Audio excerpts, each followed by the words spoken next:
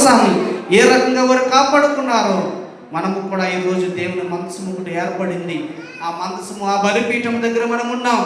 ఈరోజు ఆ బలిపీఠం దగ్గర మనం ఉన్నాం. ఈరోజు ఆ మందసము మన దగ్గర నుంచి వెళ్ళకూడదంటే మనం దేవుని దగ్గర ఆధారపడినట్లయితే దేవుడు అంటూ ఉన్నాడు, నీ మాట జీవము గలది, నీ మాట సత్యంలో ఉన్నది, నీ మాటలో మార్పు లేదు. మనుషుల మాటలు మారవచ్చు కానీ దేవుని మాట ఎన్నడూ కూడా మారదమ్మా. నీ మాటలో అనేకమైన నాయన సత్యాలు ఉన్నాయి ప్రభా. ఎందుకంటే నీ మాటలో మార్పు లేదు నాయన. మాట తప్పే దేవుడు కాదయ్యా.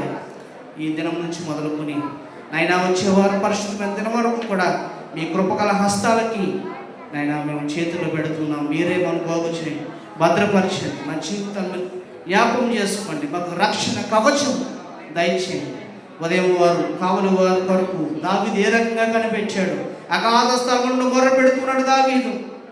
ఈరోజు మనం ఒక 2 నిమిషాలు కూడా దేవుని ప్రార్థించకపోతే మన పరిస్థితులు మార్చడు దేవుడు.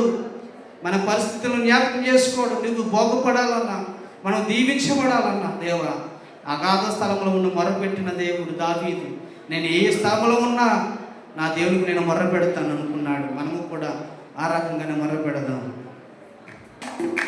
అందరం కూడా చేపలు పడుతూ దేవుని సన్నిధిలో సంపూర్ణమైన ఆనందాలు ఉన్నాయి కాబట్టి సంతోషంగా దేవుని ఆరాధన. ఈ మాట జీవముగా